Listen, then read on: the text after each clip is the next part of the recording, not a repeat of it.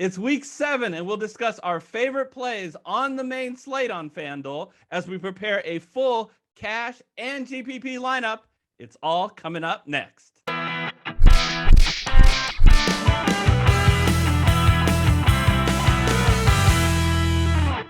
Hello, everyone. I'm Eric Lee. And I'm Michael Wiley, and we're the Fantasy Football Consultants. We'd like to thank our FFC community for being so active in the comment section with their takes on the main slate on FanDuel.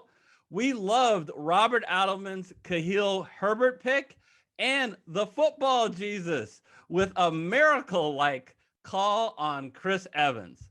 Remember, the most active and accurate commenters who provide the best reasons will qualify to completing contests with a $200 prize pool. So get in there and get in your best picks. All the details to the contest are in the description. And remember, if you enjoy our show, please remember to always smash the like button for all the videos and share them with your friends, and hit that red subscribe button if you have not, followed by the bell icon. We really appreciate it.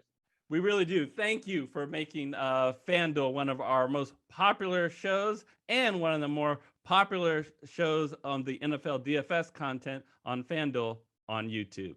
Let's go to the studio and give you our cash lineup. All right, Michael, we're on the main slate in a week where we actually have 6 teams on a bye. It's the biggest bye of the year. So we only have 10 games on the main slate. Where are we going to go at running back? Well, I tell you, just like always, it's really tempting to go with Derrick Henry. He's just been a beast. He will continue to be a beast. Kansas City's susceptible to the run. Tennessee is, I think, determined that they need him to be successful, not just to score a lot of points, but to win games. And they'll go there again. But he's $11,000. I think that at some point he's going to have maybe a little bit less exciting of a week. But boy, is he tempting with the fantasy points he puts up each week. So I want to find something a little bit less expensive, but Aaron Jones is looking pretty mighty fine at $8,500. I think that we're seeing more of a balance out of Green Bay this year than we have seen historically. Look, his floor is really pretty high. He had a tough week against Pittsburgh, not surprising, and obviously that first week against New Orleans. To some extent, not surprising, but other than those weeks, he's continued to score. Even when he doesn't get in the end zone, I think he's getting in the end zone this week. What do you think? Yeah, I love his game environment. He does check all of the boxes, we like to say. I mean, he's a home favorite, 9.5 points, 29 implied total against a bad Washington defense. So, and he's $2,500 cheaper than Derrick Henry. So it really does open things up for us, because we did a lineup with Henry and lineup without Henry, and we simply like the lineup that we're going to present with you more.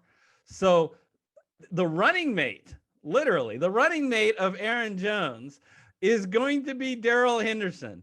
He can match Aaron Jones with the great environment. He too is home. He too is an obscene high favorite, and he too has an implied total that is off the charts at 33 implied total. So Darrell Henderson is a guy, we comment about Sonny Michel, and maybe Sonny Michel will get some carries and he might even steal a touchdown here and there on the ground. But the pie is going to be big. And am I happy with getting 24, 18 touches? Sure. In a game which I think the Rams are going to really pile up the points. Yeah, no, I think this, like you say, is almost identical. He doesn't quite get as many touches out in the passing game as Aaron Jones does, but the Rams do tend to run the ball a little bit more towards the goal line. So I think these two paired up are great, and we obviously could not have gotten them both if we went with Derrick Henry. All right. How about wide receiver? So a couple guys that I really like at wide receiver, but I'm going to start a little bit cheaper, if that's okay with you, and go with A.J. Brown. So with Julio Jones having that hamstring injury and A.J. Brown still being the clear number one for Tennessee, Yeah, he was out for a few weeks. He's coming off an injury. He was a little sick during the game and didn't have any touches in the first half, but we saw what Tennessee did when they needed to come back. They went to A.J. Brown. He is a possession receiver. He's a big game threat. I think we're going to see him start to score lots of points. Like $7,000 is really inexpensive for A.J. Brown. Yeah. You stole what I was going to say. He's just too darn cheap. He's the number one wide receiver, playing in by far the highest scoring game against a defense that can absolutely be exposed. 56.5 over under in this game. So I think you got to get some exposure somewhere. We didn't go with Henry. So we got the next best weapon on this Tennessee team in A.J. Brown.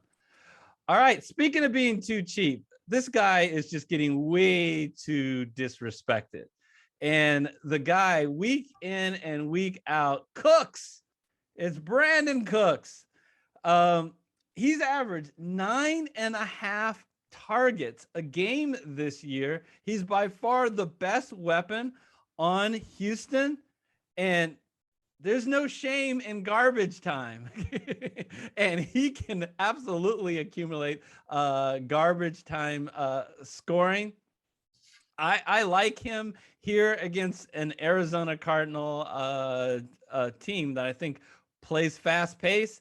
And there'll be plenty of times for this Houston team to potentially score. Yeah, it would be nice to see him start getting the end zone a little bit more. I think he's the guy that can do that for them. They just haven't gotten in the end zone much this year as a team. And so he's going to get his touch. He's going to get his receptions. Pretty high floor here. It's amazing how well he's done, except for the Belichick game that they basically were able to take him out. He's giving you a decent game every game. All right, so from there, so the name of the game in building this lineup with wide receivers is you're looking for targets, and we got it out of our first two guys, and we're going to continue to get it even though we save money at only $5,900. This is an absolute FanDuel error. I have no idea why he is only $5,900. You might be asking, am I talking about Darnell Mooney? Am I talking about Corey Davis? Of course not, because those guys suck compared to Jalen Waddle. So I'm happy to get Jalen Waddle. So in case you don't know, Fuller is out. Devontae Parker and Williams are questionable. So one of those guys could easily not play. There's no one else that Tua, and I did say Tua is back. I think Tua is a better quarterback for Waddle than, help me out, who is the Jacoby Brissett. So Tua threw for over 300 yards, and a lot of that going to Waddle. He was targeted 13 times last week, and this week he plays an Atlanta Falcon team who is only average at best at defense. Yeah, no, I think you're right. Tua likes Waddle. They have a history, so I think Waddle has not only a high floor but some upside this week as well. Yeah, other than Gesicki, who else is he going to throw to, folks? So let's get a Waddle in the lineup. Where are we going at tight end? We've been okay. We have not like broken the bank. We can spend $6,000 per player. Plus, we'll probably save some on defense. All right. So pull up the tight end slate for us there. So, Kelsey, Tennessee's been tough against tight ends. He's expensive. Mark Andrews is also feeling a little bit expensive, but who's not quite as expensive as those two, but still, I think can put up similar numbers is TJ Hawkinson. He's $6,200.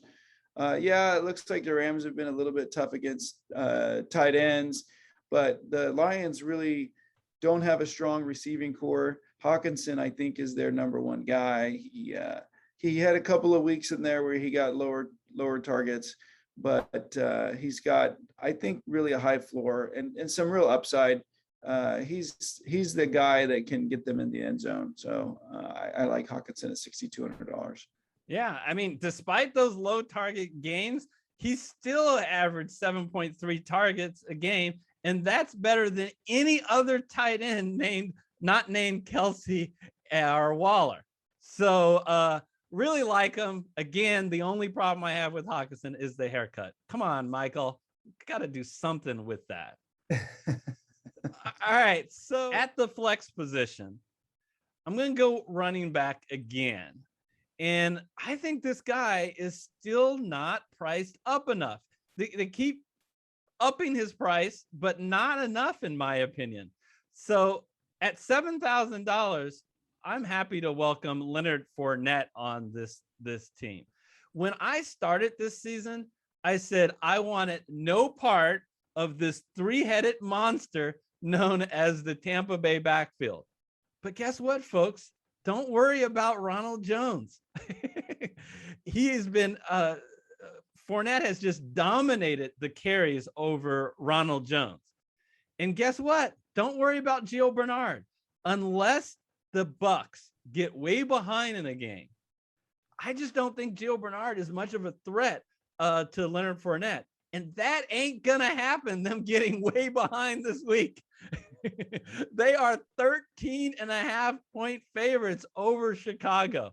So I think that it's going to be more of the same, what we've seen over the last 3 weeks, getting the lion's share of the carries, getting the goal line carries, and look how heavily involved he is in the passing game. As long as Tampa Bay can still take the lead, he stays in the game, and Brady dumps off passes to him. Yeah, and those aren't throwaway targets. I mean, look, he's catching almost everything that's thrown his way.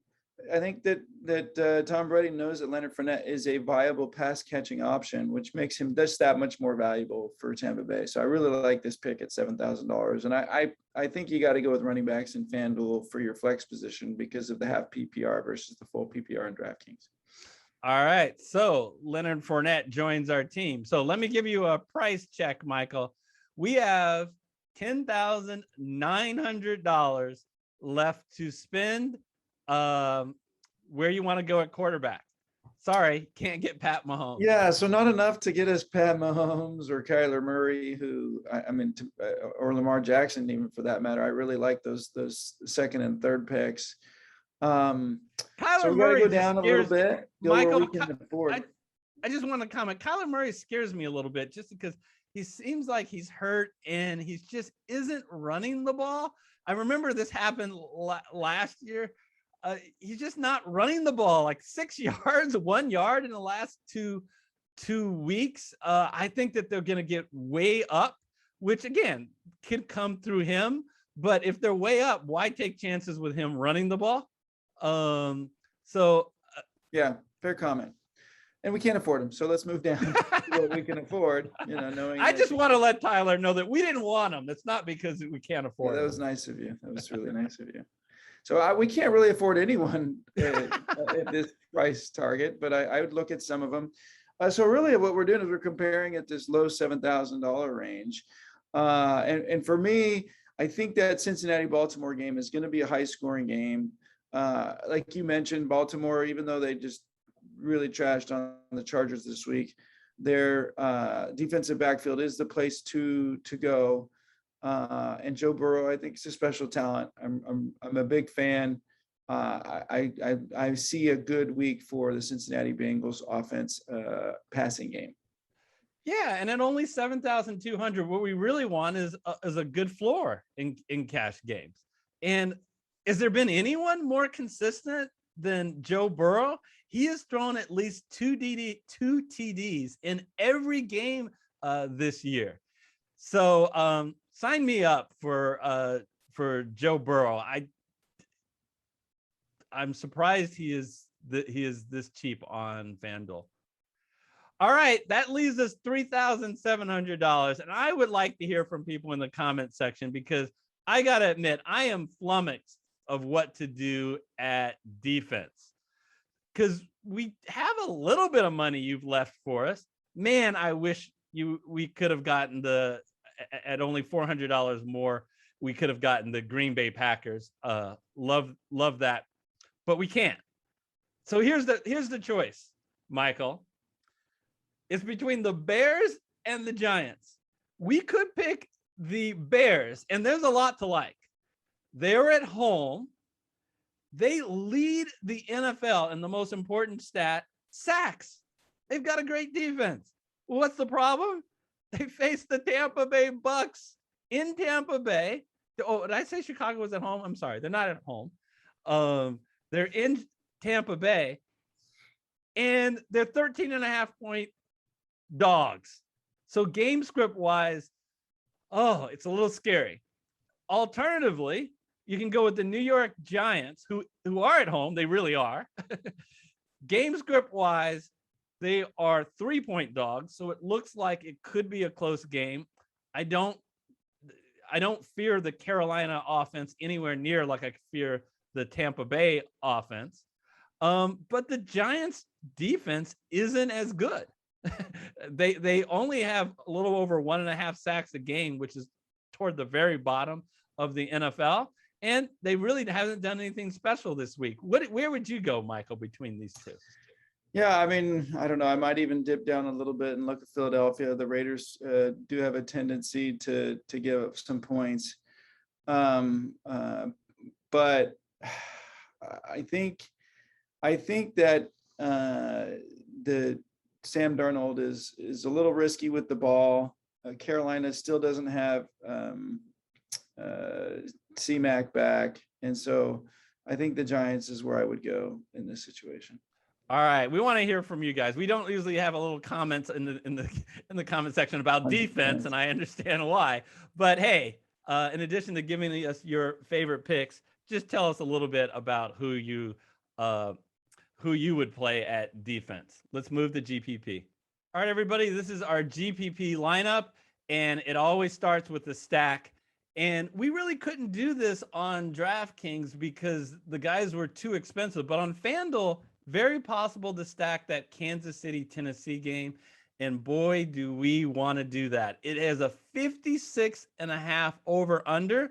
And because it's only a 5.5-point spread, there's very much likely shootout potential. So both teams going back and forth. So we're going to get Patrick Mahomes in our lineup at quarterback, and we are going to get two of his pass-catching weapons. Tyreek Hill, who always has the ability to have a ceiling game, and McCall Hardman, who has become the number 2 wide receiver there. And his price really opens it up to allow us to spend the money elsewhere and within the stack, because we're going to run it back with another expensive guy, but reasonably priced, as we talked about before, A.J. Brown. And A.J. Brown is another high ceiling guy that has a lot of air yards and can really explode with a big game. So that wraps up all of our wide receivers. Let's talk about running backs. So we're going to have to pay down a little bit at running back, but we're going to get 2 running backs that we think are in really good situations to have a ceiling game. Both are at home. Both are favored. Both get the goal line carries, and both are playing suspect defenses and having good implied totals of 25 and 26. I'm talking about Damian Harris and Josh Jacobs. They're both about the same price at $6,800 and $6,900. So really like both of those guys this week. And specifically with Josh Jacobs, what we're going to do is we're going to stack him with his defense. So we'll get the Las Vegas Raiders.